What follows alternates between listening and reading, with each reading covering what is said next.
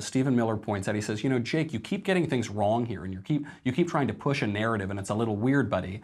And all of a sudden, Jake Tapper cuts him off. That's the thing you get out of this interview. Is Jake Tapper doesn't want his answers. He doesn't want to hear anything from him. He wants to cut him off and push a narrative. Stephen Miller points this out, and this, I think, is the central takeaway from the interview. All these so-called political geniuses in Washington, whether it be at the big lobbying firms or the only person who's called himself a genius in the last week is the president. But which happens to be a true statement. Okay. A self-made billionaire who revolutionized reality TV and who has changed the course of our politics. He's watching and he's happy that you said that. But you know, Jake, you can be condescending. I'm not being condescending. I'm trying to get to the point that Steve Bannon. You can be condescending. That was a snide remark. You're sure he's watching and he's happy. Let me tell you something. Why is that Your snide? network, you can be as condescending as you want. It's part of your MO. But listen, you can have 24/7. I have no idea why you're attacking me. Well, I'll explain to you. My point is, I'll tell you why I'm attacking you. Steve Bannon. I'm not being condescending. I'm not being passive aggressive. How many times has anyone ever said I'm not being passive aggressive when they weren't being very, very passive aggressive? This is what is really sad about Jake Tapper. He used to, especially during the Obama years, he was a pretty tough journalist, played it straight. When a lot of the media were fawning over Barack Obama, he didn't do that. He just played it as a kind of straight-faced guy going for the facts. And now he's this whiny, shallow, petulant little schoolgirl who says, well, I'm sure your boss saw it, and he just saw what you said, and then, oh, he'll be so happy about that. But anyway, moving on. Like, are you kidding me, buddy? You're supposed to be the last newsman in America. Why are you getting these snide little barbs in? This smug smarm? You don't need to do that. And by the way, Stephen Miller is a robot. You can get very unemotional answers out of him, but Jake Tapper himself can't refrain from being emotional in this interview. That's why Miller says, stop being hysterical. Why are you trying to make this all personal? Why are you trying to get little barbs and insults? And I'm giving you an answer. Jake Tapper revisits this later in the interview. There's one viewer that you care about right now, and you're being obsequious, you're being a factotum in order to please him, okay? No. And I think I've wasted enough of my viewers' time. Thank you, Stephen. As Republicans, lawmakers call for Attorney General Jeff Sessions to resign. Two aspects of this. One, he has to cut him off because Stephen Miller isn't saying what he wants him to say. So he isn't going along with the pre-scripted interview that Jake Tapper clearly had outlined in his head. So he has to just cut him off very rudely. It was really awful. Even from the beginning, to bring up those personal insults and barbs is so rude, so unbecoming of a serious newsman. But Jake Tapper hasn't been a serious newsman for a very long time. But to get that same exact barb in again, it was pathetic. I mean, it was the sort of insult that you would hear in middle school. You would hear somebody say, well, I know that really secretly you only care about this. It's not even psychobabble. Psychobabble is much more elevated than what Jake Tapper is doing here to Stephen Miller. And that's where it really takes a turn, because Jake Tapper, having once been a journalist, he's now fully at CNN, he's doing the CNN thing. God knows why. His bosses may have told him that he had to turn up the smarm and the smug. He's basically auditioning to be Jon Stewart. Outside of this interview, here are some other examples. House apparently does not like any questions about any of this. Not a ban. Okay. But I could have sworn I heard somebody in the Trump administration using the term ban before. Was it possibly President Trump?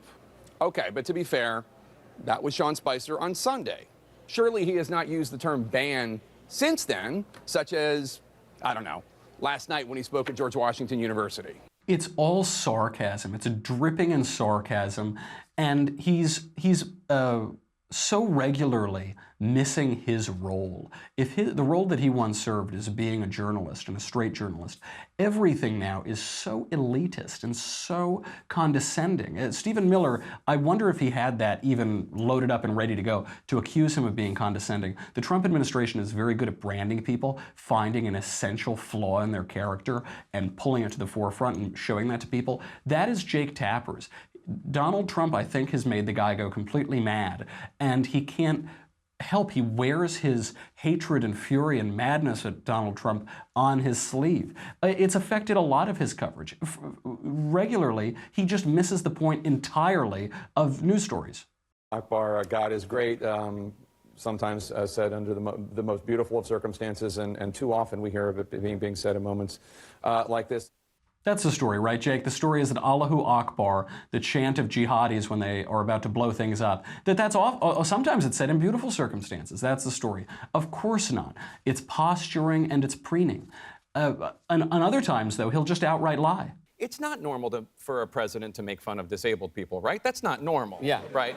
Correct. When did he make fun of disabled people? When did he make fun of somebody's disability? It didn't happen. This was a regular attack from the left during the 2016 primary debates because there was some reporter who was saying mean things about Trump, and he pretended to be spastic when he was impersonating him. But Donald Trump did precisely the same impersonation when he was making fun of a general, when he was making fun of Ted Cruz, when he was making fun of himself, actually. He was making fun of something that he himself had done in the past. He said, oh, yeah, I don't know. He wasn't being coherent or making sense. This was a total lie. Jake Tapper honestly peddled it. How about some more? I want to ask you, in Quebec City last week, a white right-wing terrorist opened fire on a mosque filled with innocent men, women, and children. 6 people were killed. President Trump has not said or tweeted one public word about this. You want to talk about ignoring terrorism? Why hasn't the president offered his sympathy to our neighbors in the north? Gee, Jake, do you still beat your wife? That is a fairer question than what you just brought up to Kellyanne Conway. Not only is it ridiculous in the position and the defense that it puts the interviewee in, but it's just not grounded in any reality. We know that President Trump had already called the leaders of Canada and offered his support and offered his condolences on the phone. So it isn't true. He publicly offered his support to the neighbors to the north, but that didn't go with the narrative. So Jake Tapper, he had to reinvent history and reinvent the presidency, which he keeps trying to do. He tried to reinvent it with Stephen Miller. Miller wouldn't play along, so we kicked him off of his show. Now, so he used to be a journalist in the Obama days. It's really gone downhill during the campaign, certainly during the administration. He's even admitted his naked partisan advocacy on television on election night. That we really need, that Hillary Clinton really needs to maintain. Let's just put this on the board. We need to make Hillary Clinton needs to keep Pennsylvania. We need it. Did you catch that? Did you catch what he said? He didn't say the Clinton campaign. He said, well, we really need humana. I mean the Clinton campaign. And so the only way that we will ever get into the Oval Office, is it hot in here? Is it hot in the CNN studios? Give me a break. But he said it himself. He said, we are on the team. We are working for Hillary Clinton, which was no surprise to anyone who's ever watched CNN. But it was a little bit sad for people who used to like Jake Tapper because he used to be a journalist. The language has continued since he's since President Trump was inaugurated. And people accuse President Trump of using reckless rhetoric, extremist rhetoric. How about the extremist rhetoric from Jake Tapper? Where President Trump's tweets are windows into his soul, unfiltered and often seemingly unmoored. Unmoored. And by the way, this is the perennial attack against Republicans, particularly against Republican presidents and presidential candidates. They have to be crazy. They're all out of their minds. They're all mentally unfit to be president. We're seeing this now. This is coming back up against President Trump. We'll talk about it a little more later. Some of its history with Ronald Reagan and Barry Goldwater and even Dan Quayle, even George W. Bush. But he doesn't just stop there. He doesn't just question the president's mental capacities. He also questions his loyalties. Even the darkest days of the Obama White House's war against Fox News, the Obama White House never banned Fox from attending any sort of press gaggle or briefing. This White House does not seem to respect the idea of accountability. This White House does not seem to value an independent press. There is a word for that line of thinking. The word is un-American. That isn't true, by the way. Barack Obama did try to disinvite Fox News from a press gaggle, I think in 2009, and it was only because the rest of the press wouldn't show up. They were so offended by it that they had to continue to invite them. But Obama actually did try to do that. Nothing unprecedented at all. How about the final hit, Jake?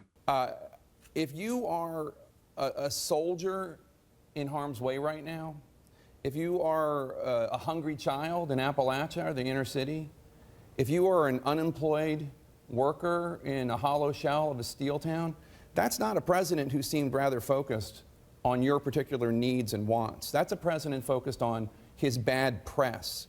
It was unhinged. A lot of Americans are going to watch that press conference and think, that guy is not focused on me. I don't even know what he's focused on. Just the facts. CNN, just the facts. I'm Jake Tapper. I'm a real journalist. Look, it looks like he was giving a campaign speech. It looks like he himself was running for president. What is it about journalists who say, you know, listen, I don't know any of these people, and I'm certainly not in their shoes, but if I were one of these wonderful Americans, I would hate this president. I would hate President Trump, and you should too. Totally, totally pathetic. And he once said too, he said, no one has called people who don't want ISIS to move to their neighborhood Islamophobic. That has never happened in the history of the world. It's all of this hysterical, dishonest, word choice that Jake Tapper has been engaging in. It's glib, it's snarky, it's that cattiness. It reduced him from a real journalist to a catty high school girl. Really pathetic, and I hope he turns it around. Some of us hope for that, but Trump derangement syndrome hits us all, and it seems to have hit him.